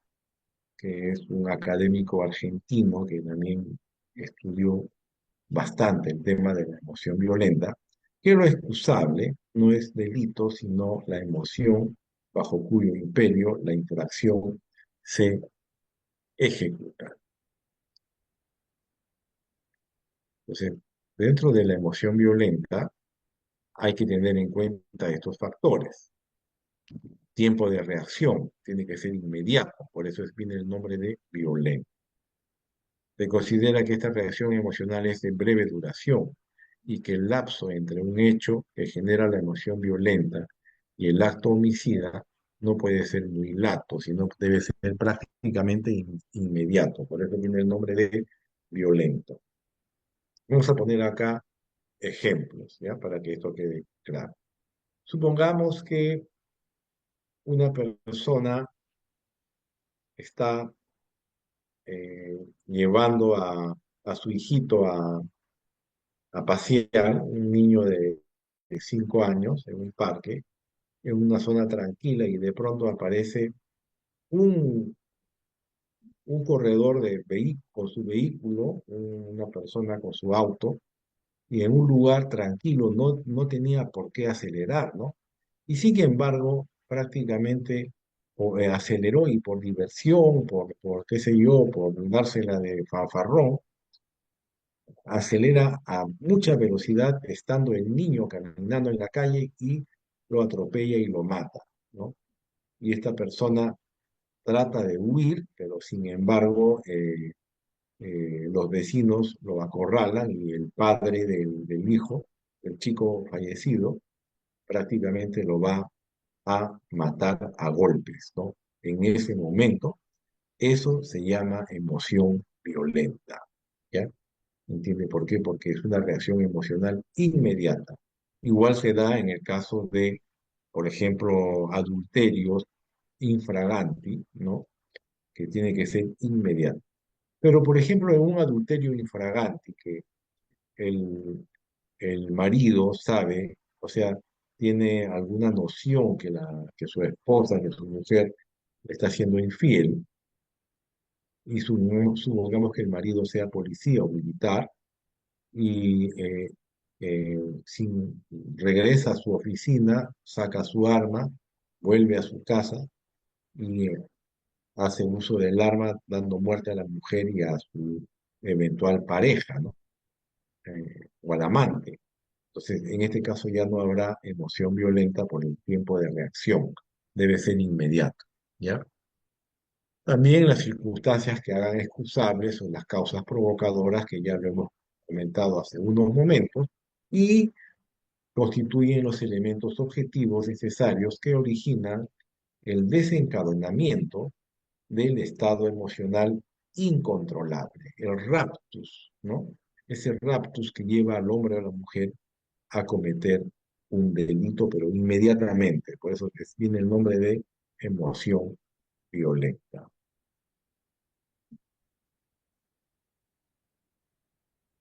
Dentro de otras patologías transitorias tenemos los delitos pasionales, ¿no?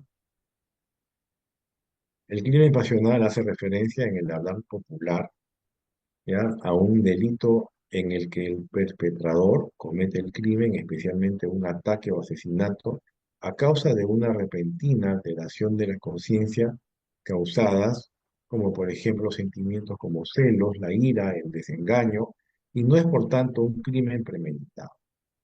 El término pasional viene del origen francés de crimen passionnel, ¿no? Y es usualmente asociado a la historia de este país, ¿no? Sin embargo, este tipo de crímenes existieron y siguen existiendo en la mayoría de las culturas, ¿no? Todo lo que es pasional, por ejemplo, una persona enfermizamente enamorada de otra, ¿no? ¿Entienden? Ustedes recuerdan la película, de repente, bueno, los que tienen mi edad, un poquito menos, se acordarán de la película de Atracción Fatal con el actor americano Michael Douglas. ¿Recuerdan o no?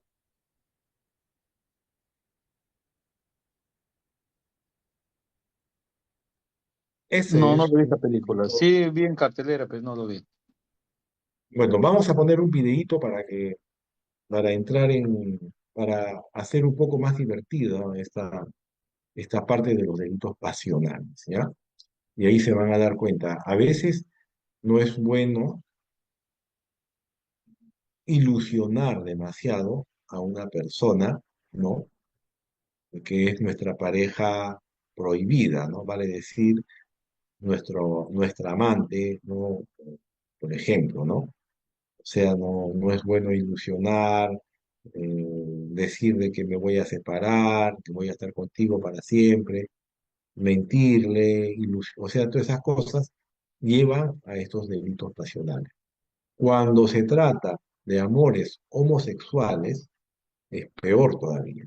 Esa pasión es mucho más intensa y conlleva a los delitos pasionales, ¿no? También aquí tenemos el famoso complejo de Electra, de las hijas enamoradas del padre, como lo que ocurrió en el caso de la señorita Juliana Yamoja, hace ya 20 años atrás, el año 2005, en San Juan de Miraflores, la hija de un juez, ¿no? Y también con lo que ocurrió en otras situaciones que vamos a poner. Creo que mejor el video vamos a ir por el lado peruano, ya no vamos a ir a lo de atracción, a temas de Hollywood, sino a temas reales, ¿ya?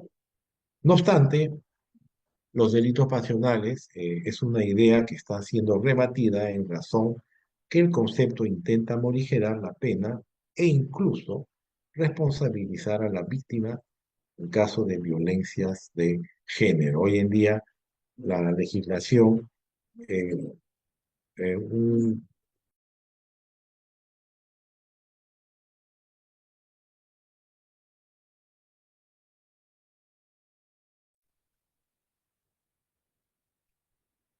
Entonces vamos a análisis de casos históricos en el sistema penal peruano. Tomamos el caso de Luis Banchero Rossi, ¿no? Ya, que un hombre de 1,90 m de estatura, ¿no? Peruano e italiano, multimillonario, ministro de Pesquería en la época de Velasco, ¿no? Se decía que era quizás el candidato perfecto para presidente de la República si es que regresaba a la democracia en Perú en esa época, pero era muy difícil, el año 72. Sin embargo, murió de una manera bastante eh, ilógica, ¿no? Por parte del hijo del jardinero de la mansión que él tenía en Pachacamac, Juan Vilca Carranza, ¿no? Durante un año nuevo, en el que él estaba compartiendo sentimentalmente e íntimamente con su secretaria Eugenia Cesarego, ¿no? Y que este joven, Juan Vilca Carranza, este, no solamente dio muerte a Machero Rossi con una, con un florero de metal, sino también abusó sexualmente de la secretaria, ¿no? Entonces, todo esto es parte de la historia, ¿no? Reciente en el Perú. Y este caso es una situación de emoción violenta, ¿no? Sujeto mató a su pareja luego de enterarse que lo engañaba. ¿Es feminicidio o homicidio por emoción violenta fundado en celos, ¿no? Aquí hay que ver las circunstancias, la inmediatez, ¿no?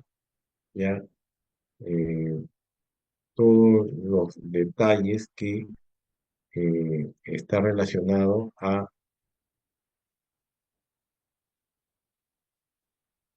la emoción violenta. Por ejemplo, el cuestionamiento de la paternidad, ¿no? En este caso no sería una emoción violenta, ¿no? Porque no es una situación que sea tan dura, o sea, eh, en un momento, ¿no? Sino eso ya, ahí hay una pausa, una letanía, ¿no? Es distinto, ¿ya? De esto vamos entonces a concluir poniendo un video. ¿Alguna pregunta, por favor, al respecto?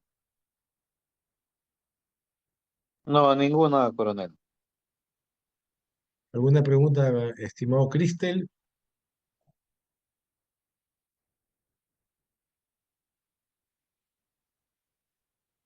Vamos entonces a poner un video relacionado a los delitos de emoción Ninguna, doctor. violenta, ¿ya? Muchas gracias por todo. Ninguna, Esto doctor. es importante que todos sepan, ¿ya? Muchas gracias a ustedes.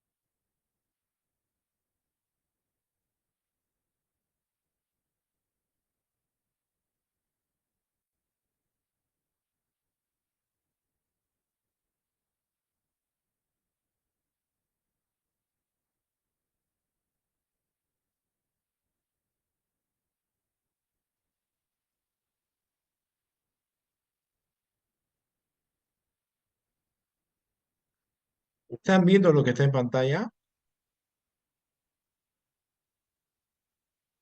¿Sí? Sí, sí. Está viendo, coronel. ¿Lo escucha? Sí, se Ya, escucha. vamos a poner otra vez. Homicidio por emoción violenta.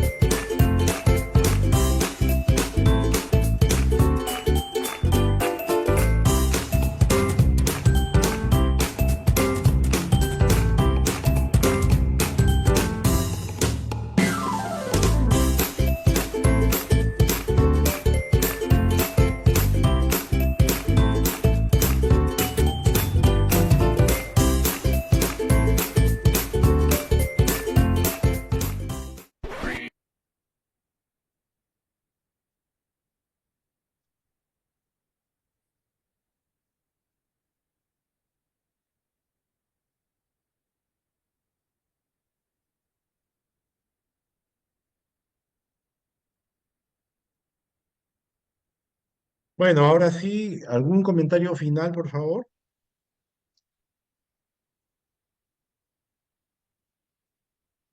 Bueno, para mí, Correa, por mi parte, interesante. Gracias por la ilustración. Estaba interesante su clase. La segunda clase que estoy con usted. Muchas gracias a ustedes, más bien. ¿Alguien más, por favor? Señorita, señorita Becerra de CIEP, Ángela Sí. Becerra, ¿alguna indicación, por favor, a los participantes y al docente? No, profesor, todo claro. Cualquier inconveniente que quizás requieran ver nuevamente en la clase, lo tenemos en nuestra aula virtual. Ya, los PPTs ya lo pasé al grupo de WhatsApp Sí, me envió al y WhatsApp. también, y también voy a pasar este último PPT de la teoría de la estupidez, que yo lo hice, le voy a pasar ahorita, ya un momentito, la teoría en PowerPoint lo tengo, Está bien, profesor. acabo de pasarlo en el chat del Zoom y también lo estoy pasando en el WhatsApp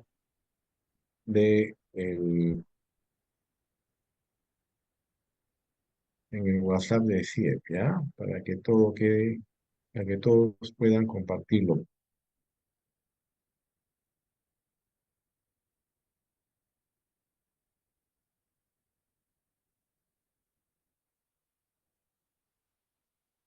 ¿Está? Y aquí está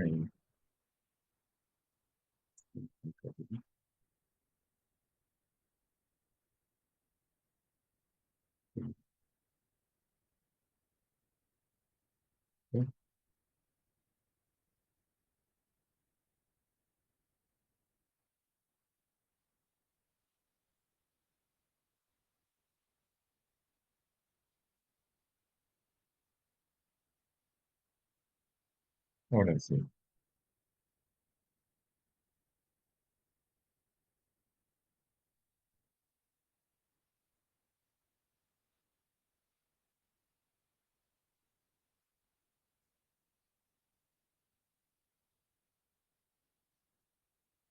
Listo, ya está todo compartido, ¿ya? Espero que sea de su mayor aprovechamiento. Sí, profesor, ya ¿Tiene me ninguna llegó. otra? Muchas Ya, gracias. muy bien. También al chat del Zoom acabo de compartir, ya está compartido todo. Muchas gracias y nos vemos entonces el próximo miércoles en la cuarta clase. Dios lo bendiga. Con permiso. Buenas noches. Buenas noches, doctor. Buenas Buenas noches. noches. Buenas Gracias. noches, Coronel. Hasta luego. Que tenga buena noche. Muchas gracias. Buenas noches.